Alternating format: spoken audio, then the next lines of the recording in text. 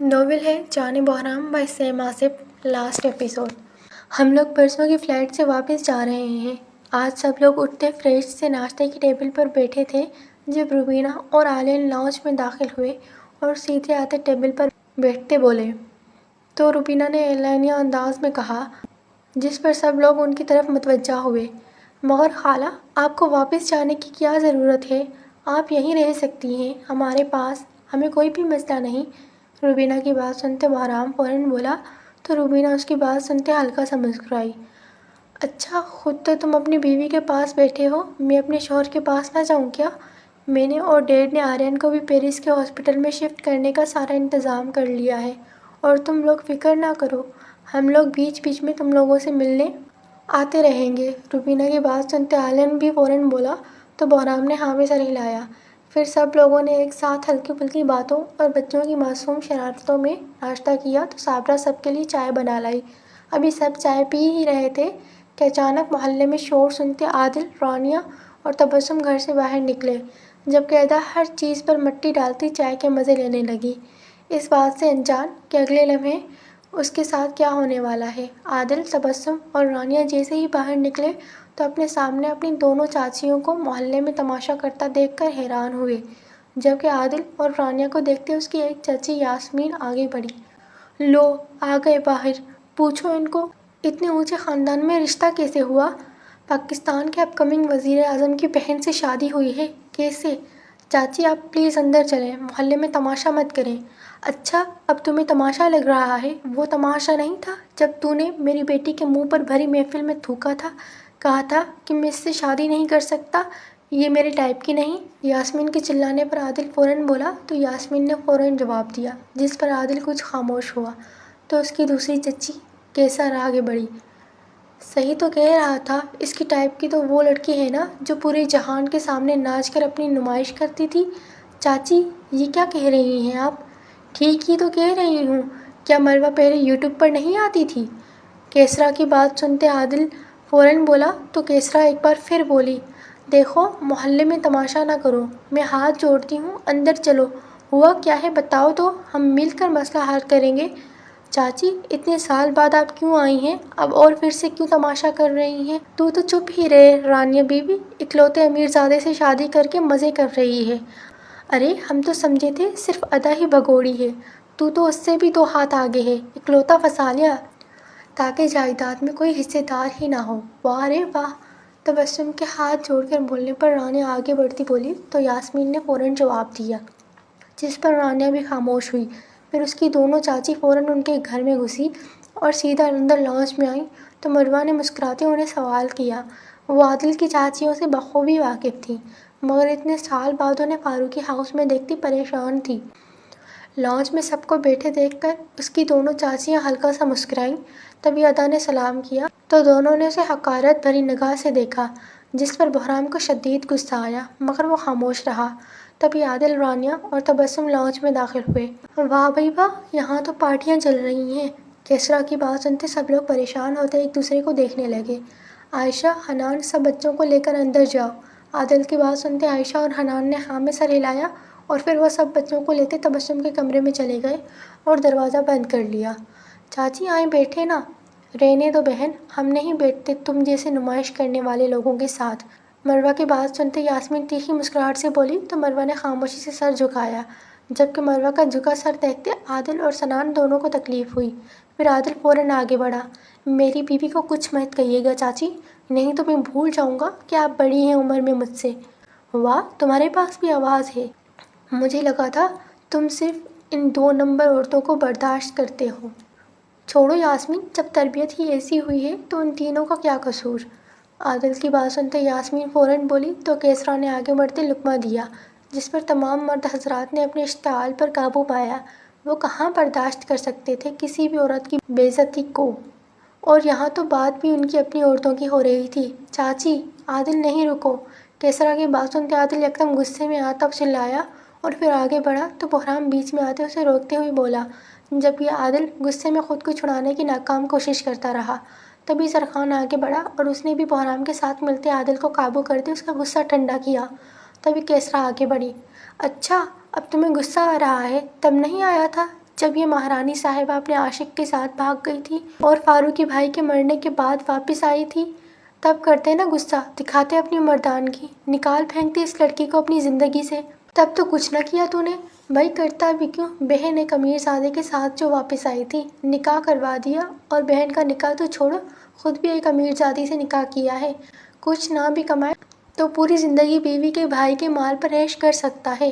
کیسرا کی بات سنتے یاسمین بھی فوراً بولی، جس پر عادل نے غصے سے پہلے بہرام اور پھر زرخان کو دیکھا، جبکہ یہ سب باتیں 4.5 سالہ برزم بھی کمرے کے دروازے پر کھڑا سن رہا تھا، اور یہ سب باتیں اس کے لیے نئی تھیں، مگر اپنی ماں اور نانی اور ماموں مامی کے خلاف یہ سب کچھ اسے بھی سننا برداشت نہیں ہو پا رہا تھا۔ تبھی کیسرا آگے بڑھی اور زرمینہ بیگم کے سامنے جا کر کھڑی ہوئی۔ سنو بہن، یہ لڑکی اور ان کی فیملی ایک نمبر کی فراڈ ہے، آپ ان سے رشتہ ختم کر کے جان چھڑواؤ۔ اپنی پتہ نہیں کتنی راتیں گھر سے باہر رہی ہے، اور کس کس کے ساتھ ایک ہی بستر پر۔ بس بہت ہو گیا، میں میری بیوی کے خلاف ایک لفظ برداشت نہیں کروں گا۔ اس سے پہلے کہ میں کچھ کروں، نکل جائیں اس گھر سے بھی اور فاروقی صاحب کی فیملی کی زندگی میں سے بھی۔ ابھی کیسرا بول ہی رہی تھی کہ بہرام یکدم چلاتے بولا تو سہیل اور سنان نے آگے بڑھتے اسے روکا، جبکہ ادا کو روتے سر جھکاتا دیکھ کر برزم کی برداشت کا پیمانہ لبریز ہوا، اور وہ خاموشی سے وہاں سے نکلتا باہر مین گیٹ پر آیا اور گیٹ کھولتے گھر سے باہر نکلا اور سیدھا جاتا کامران کے سامنے کھڑا ہوا۔ کامران انکل، جی چھوٹے صاحب، آپ میری ہر بات مانیں گے نا؟ برزم کی بات سنتے کامران فوراً بولا تو برزم نے سوال داغا، جس پر کامران کو کئی سال پہلے کی وہ معصوم اور چلبلی سی ادا یاد آئی۔ اس نے بھی کامران سے سیم سوال کرتے نعیم کے ذریعے بہرام کو قید کیا تھا۔ پھر کامران نے مسکراتے فوراً ہاں میں سر ہلایا۔ آپ پھر اپنی گن لے کر میرے ساتھ اندر چلیں، اور جیسا جیسا میں کہوں ویسا ویسا کرنا ہے، اور کسی کی بات نہیں سننی۔ جی چھوٹے صاحب، کامران کے سر ہلانے پر برزم فوراً بولا تو کامران نے جواب دیا، اور پھر اپنی گن لیتا برزم کے پیچھے لاؤنج میں داخل ہوا، جہاں بہرام، سنان اور سہیل کی گرفت میں کھڑا کیسرا اور یاسمین کو سخت نظروں سے گھور رہا تھا۔ برزم اندر آتا لاؤنج میں کامران کے ساتھ کھڑا ہوا۔ آپ جا کر بابا کے سامنے کھڑی لیڈیز پر گن رکھیں، مگر فائر نہ کریے گا۔ برزم کی بات سنتے کامران فوراً آگے بڑھا اور کیسرا کے سر پر بندوق تانی۔ کیسرا، جو کھڑی کب سے اوٹ پٹانگ بول رہی تھی، اپنے سر پر کسی ٹھنڈی چیز کو محسوس کرتے فوراً خاموش ہوئی، اور پھر پریشانی سے مڑی تو کامران کو اپنے سر پر بندوق تانے دیکھ کر کیسرا کا دل اچھل کر حلق میں آیا اور اس کی زبان کو بریک لگی، جبکہ یاسمین تو گن دیکھتے ہی خاموش ہو چکی تھی۔ کامران کو دیکھتے لاؤنج میں بیٹھے سب لوگ پریشان ہوئے۔ تبھی برزم آتا بہرام کے آگے کھڑا ہوا۔ چپ کیوں ہو گئی ہو آنٹی؟ بولو نا اب۔ اور کامران انکل، اگر یہ آنٹی اب اگر ایک بھی لفظ بولے تو گولی چلا دینا۔ برزم کی بات سنتے سب لوگ حیران ہوئے، جبکہ کامران نے ہاں میں سر ہلایا تو کیسرا اور یاسمین اس بچی کو دیکھتی پریشان ہوئی، جو نہ صرف شکل و صورت میں اپنے باپ پر تھا بلکہ اس کا ایٹیٹیوڈ بھی اپنے باپ جیسا تھا۔ برزم، آپ یہاں کیا کر رہے ہیں؟ کوئی میری مما کو ہرٹ کرے مجھے بالکل پسند نہیں۔ سہیل کے سوال پر برزم فوراً بولا تو ادا نے اسے اپنے پاس آنے کا اشارہ کیا، جس پر برزم بھاگ کر ادا کی گود میں چڑھا تو ادا نے اسے پیار کیا۔ پھر وہ اٹھتی برزم کا ہاتھ پکڑتی اپنا بھرا بھرا وجود سنبھالتی آگے بڑھی اور کیسرا کے سامنے کھڑی ہوتی اس کی آنکھوں میں دیکھتے ہلکا سا مسکرائی۔ چھوڑ دیا ہے میں نے اب سر جھکا کر نظر انداز کرنا، زبان کھینچ لوں گی اگر اب کردار پر کسی نے انگلی اٹھائی تو۔ کامران، ان دونوں کو لے جاؤ اور ان کی زبان کاٹ دو تاکہ دوبارہ یہ مجھ پر کیچڑ نہ اچھال سکیں۔ ادا کی پوری بات سنتے کیسرا کی پوری آنکھیں کھلی، جبکہ کامران نے ہاں میں سر ہلایا تو ادا کیسرا کو اگنور کرتی برزم کا ہاتھ پکڑتی سیدھی اپنے کمرے میں چلی گئی، جبکہ پیچھے کامران ان دونوں کو گن کی نوک پر لیتا گھر سے باہر نکلا اور انہیں گاڑی میں بٹھاتے وہاں سے لے گیا۔ ادا جیسے ہی اپنے کمرے میں آئی تو وہ سیدھی جاتی بیڈ پر آلتی پالتی مارتے بیٹھی اور برزم کو اپنی گود میں بٹھاتے اس کا سر اپنے سینے میں بھینچا اور آنسو بہانے لگی، جبکہ برزم، جو یہ بات اچھے سے جانتا تھا جب بھی اس کی ماں شدید پریشان ہوتی ہے یا حد سے زیادہ دکھی ہوتی ہے تو وہ اسے ایسے ہی کسی اسٹف ٹوئے کی طرح اپنے سینے میں بھینچتے روتی ہے، اور برزم اس کی ساری شدتیں اور آنسو خاموشی سے برداشت کرتا تھا۔ آج بھی اپنا سانس بند ہوتا محسوس کرتے ہوئے بھی برزم اپنی ماں کے سینے سے چپکا ہوا تھا اور اپنی ماں کے آنسو برداشت کر رہا تھا۔ جب بہرام کمرے میں داخل ہوا، برزم کو ادا کی گود میں بیٹھے لال ہوتا دیکھ کر بہرام ایک ہی جست میں ادا کے پاس پہنچا اور اس نے فوراً برزم کو ادا سے دور کیا تو برزم کو کچھ سانس آیا، جبکہ ادا بحرام کے سینے سے لگی ہچکیوں اور سسکیوں سے رونے لگی تو برزم بھی پریشانی سے آگے بڑھا۔ مما چپ ہو جائے نا، کچھ نہیں ہوا، وہ گندی آنٹی چلی گئی ہیں۔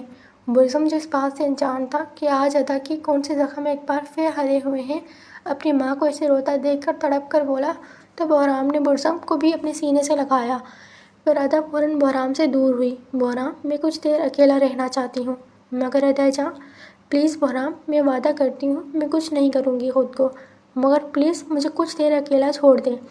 ادا کی بات سنتے بحرام فوراً بولا تو ادا اس کی بات کاٹتی بولی، جس پر بحرام خاموشی سے برزم کو لیتے کمرے سے باہر نکلا۔ بابا، مما ٹھیک ہے نا؟ ہاں بچہ، مما بالکل ٹھیک ہے، آپ فکر نہ کرو، اور آپ نے مما کے بارے میں جو کچھ بھی سنا ہے کسی کے سامنے دہرانے کی ضرورت نہیں۔ برزم کی بات سنتے بحرام فوراً بولا تو برزم نے ہاں میں سر ہلایا۔ بحرام اچھے سے جانتا تھا کہ برزم دماغ کا بہت تیز ہے اور وہ اتنی آسانی سے کوئی بھی بات نہیں بولتا تھا، اس لیے بحرام نے احتیاطی تدابیر اختیار کیے، جس پر برزم نے فوراً ہاں میں سر ہلایا۔ تبھی ادا کمرے سے باہر آئی۔ مجھے چاٹ کھانی ہے، وہ گندی ٹھیلے کی چاٹ نہیں کھلاؤں گا میں تمہیں۔ عادی بھائی، عادی بھائی، ادا باہر آتی اچانک بولی تو بحرام اس کی بات سمجھتے فوراً بولا۔ وہ اچھے سے جانتا تھا ادا خود کو کنٹرول کرنے کی کوشش کر رہی تھی، مگر اب وہ چاٹ کھا کر ہی خود کو کنٹرول کر سکے گی۔ بحرام کی بات سنتے ادا چلاتی غصے سے لاؤنج میں آئی، جہاں سب لوگ پریشان بیٹھے تھے۔ ادا کی آواز سنتے سب نے حیرانگی سے ادا کو دیکھا۔ عادی بھائی، مجھے چاٹ کھانی ہے، وہ میری فیورٹ والی لا کر دو۔ عادی، ہرگز نہیں لانا، وہ ٹھیلے کی گندی چاٹ، بیمار ہو جائے گی یہ۔ آپ کو پوچھ بھی کون رہا ہے، میں اپنی ماں کے گھر آئی ہوں، جو جی میں آئے گا کھاؤں گی۔ آپ چپ کریں اب۔ ادا کی بات سنتے عادل ہلکا سا مسکراتا ہاں میں سر ہلا گیا۔ تبھی بحرام لاؤنج میں داخل ہوتا بولا تو ادا نے اسے فوراً جواب دیا، جس پر بحرام نے اسے گھورا تو ادا اسے اگنور کر گئی۔ پھر عادل سب لیڈیز کے لیے چاٹ لے آیا، جسے ان سب نے بہت شوق سے کھایا۔ تبسم، اپنی محلے والی سے معذرت کر لو، اس سب کے بعد ہم نہیں جا سکتے وہاں، ہم اب گھر چلیں گے۔ بس ٹھیک ہے، میں منع کر دیتی ہوں فون کر کے۔ زرمینہ بیگم کی بات سنتے تبسم فوراً بولی تو زرمینہ بیگم نے ہاں میں سر ہلایا۔ پھر سب لوگ تبسم، عادل، مروہ، حوریہ اور عنایہ کو ملتے واپس کراچی کے لیے نکل گئے، اور ٹھیک 2 گھنٹے بعد بحرام ولا پہنچتے سفر کی تھکاوٹ کے لیے سو گئے۔ اللہ نے آج ان کی زندگیوں سے ہر قسم کے برے لوگوں کو نکال دیا تھا، اور اب آگے بس اب ان کی خوشیوں بھری زندگی ان کا بے صبری سے انتظار کر رہی تھی، جسے وہ سب بے حد خوش دلی سے ویلکم کرنے والے تھے۔ شکنتلا بائی اپنے کوٹھے پر بیٹھی تھی، جب ایک آدمی بھاگ کر اندر آتا اس کے پاس بیٹھا تو شکنتلا نے ایک آئی برو جھکائی۔ آرین کا پتہ چل گیا ہے، وہ آغا خان ہاسپٹل میں ہے اور کوما میں ہے، کل صبح اس کی باڈی کو پیرس شفٹ کیا جائے گا۔ اس کا جڑواں بھائی اور باپ اسے پیرس کے اچھے ہاسپٹل میں لے جا کر علاج کروانا چاہتے ہیں، مگر وہ منحوس کوما میں کیسے گیا؟ اس آدمی کی بات سنتے شکنتلا فوراً بولی تو پاس بیٹھی شائنا بھی اس آدمی کی طرف متوجہ ہوئی۔ ادا اور بحرام کے بیٹے برزم نے اسے گولی ماری ہے، جس کی وجہ سے وہ کوما میں ہے اور نہ جانے کب اٹھے گا۔ بڑا تیز ہے اس کا بیٹا، اتنے بڑے آدمی کو کوما میں پہنچا دیا۔ بھائی، میں تو کہتی ہوں تجھے یہ بدلہ ولہ چھوڑ، اپنا کوٹھا مست چل رہا ہے، کافی ہے، کہہ تو ٹھیک رہی ہے تو۔ میں بھی یہ سوچ رہی تھی۔ شائنا کی بات سنتے شکنتلا بائی ہاں میں سر ہلاتی بولی اور پھر اٹھ کر اندر چلی گئی۔ آج آرین اور روبینہ پیرس واپس جا رہے تھے۔ آرین کو پوری میڈیکل ٹیم کے ساتھ صبح کی فلائٹ سے پیرس بھیج دیا گیا تھا، جسے اس کے باپ اسفن نے ریسیو کیا تھا اور اسے پیرس کے best hospital Saint Louis hospital میں ایڈمٹ کروایا تھا، جہاں آرین کی دیکھ بھال خوب اچھے طریقے سے کی جا رہی تھی۔ آرین اور روبینہ کو جناح انٹرنیشنل ایئرپورٹ پر چھوڑنے خانزادہ فیملی کے سب فرد موجود تھے۔ روبینہ اور زرمینہ بیگم ایک بار پھر ایک دوسرے سے دور ہونے پر اشک بار تھیں، جبکہ زرخان، سہیل اور بحرام ہمیشہ کی طرح آرین کو چھیڑنے کا کوئی موقع نہیں جانے دے رہے تھے۔ بھائی، میں سوچ رہا ہوں پیرس جا کر تو کہیں شادی نہ کر لے، میرے لیے سوتن لایا ہوا ہے تو میں کیوں نہ لاؤں تیرے لیے سوتن؟ زرخان آرین کے کندھے پر ہاتھ رکھتے بولا تو آرین نے مسکراتے جواب دیا، جس پر سب نے اپنی ہنسی دبائی تو زرخان نے صفا کے گرد ہاتھ پھیلایا۔ چیلس پیپل، زرخان ناک سے مکھی اڑانے کے انداز میں بولا تو سب نے کہکا لگایا۔ پھر آرین اور روبینہ سب سے ملے تو آرین نے سب بچوں کو ایک ایک چاکلیٹ کے ساتھ 5,000 5,000 کا نوٹ دیا، جس پر سب بچوں نے شور مچایا۔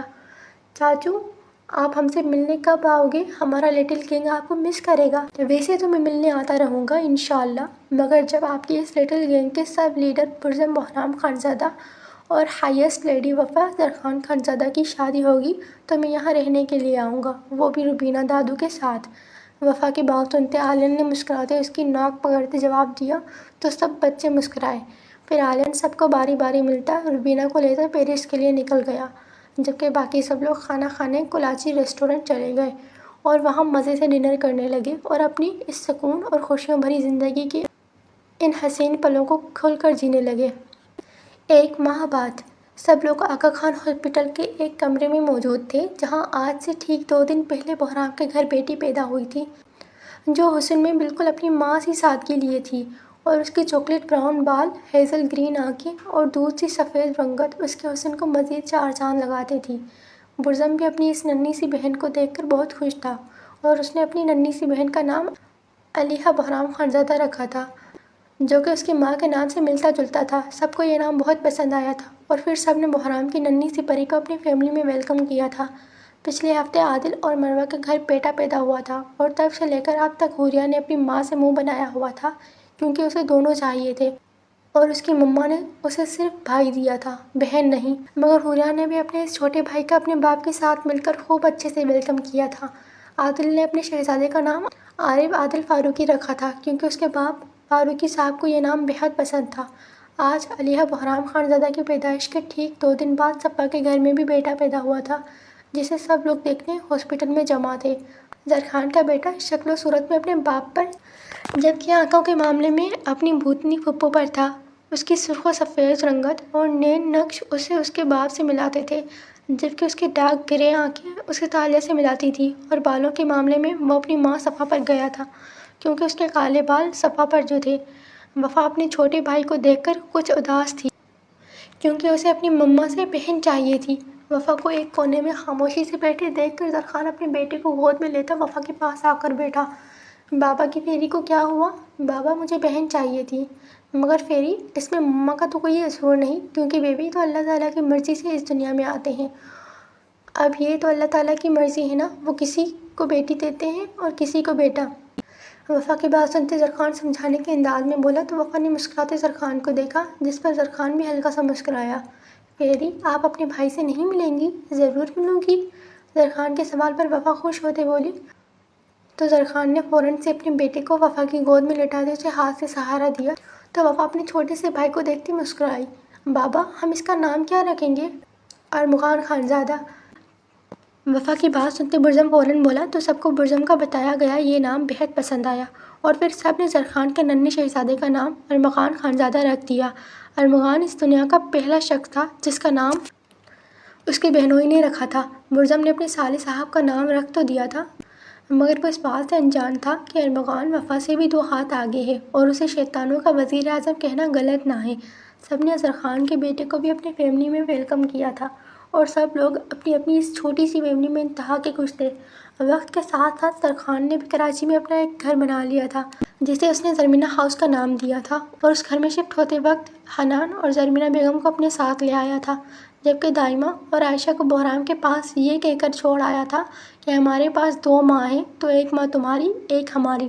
رانیہ اور ادا کی وجہ سے عادل نے بھی فاروقی ہاؤس بیچ کر کراچی جوہر میں اپنا 300 گز کا ایک گھر بنا لیا تھا، مگر اس نے اپنے گھر کو نام اب بھی فاروقی ہاؤس ہی دیا تھا، اور حیدرآباد کو وہ لوگ مکمل طور پر خیرآباد کہہ آئے تھے۔ عادل نے بھی اپنا ایک چھوٹا سا سافٹ ویئر ہاؤس کھول لیا تھا اور خوب محنت کر کے اسے اس وقت ایک برانڈ بنانے میں کامیاب ہو چکا تھا اور سب کے ساتھ ایک حسین زندگی گزار رہا تھا۔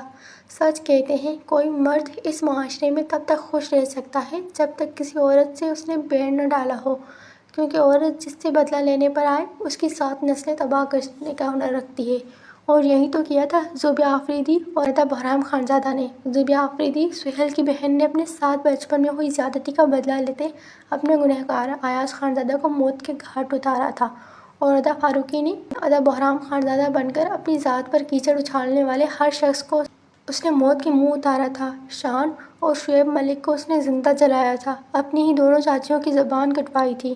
اپنے شوہر کی مدد سے اس نے اپنے دونوں چاچو اور اپنی پھپھو کو سڑک کے بیچوں بیچ گلا کٹوا کر اس دنیا سے رخصت کیا تھا، اور اپنے بیٹے کی مدد سے اپنی زندگی کے سب سے بڑے دشمن آرین شاہ عرف AS کو زندگی بھر کے لیے بستر پر ڈال دیا تھا۔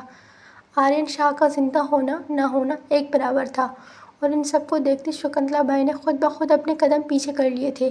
اس لیے کہتے ہیں عورت کو کبھی کمزور مت سمجھو، کیونکہ عورت اپنے ایکسپریشن سے مارنا جانتی ہے۔ مرد اگر عورت کو رلانا جانتا ہے تو عورت اس کے روح کی دھجیاں تک اڑانا جانتی ہے، اور پھر جب ایک دفعہ عورت کسی کو تباہ کرنے پر آ جائے تو مرد چاہے لاکھ کوششیں کر لے، عورت اسے موت کے ایسے دہانے پر لا کھڑا کرتی ہے جہاں نہ وہ جی سکتا ہے، نہ مر سکتا ہے، اور نہ خود کو مار سکتا ہے۔ ختم شد۔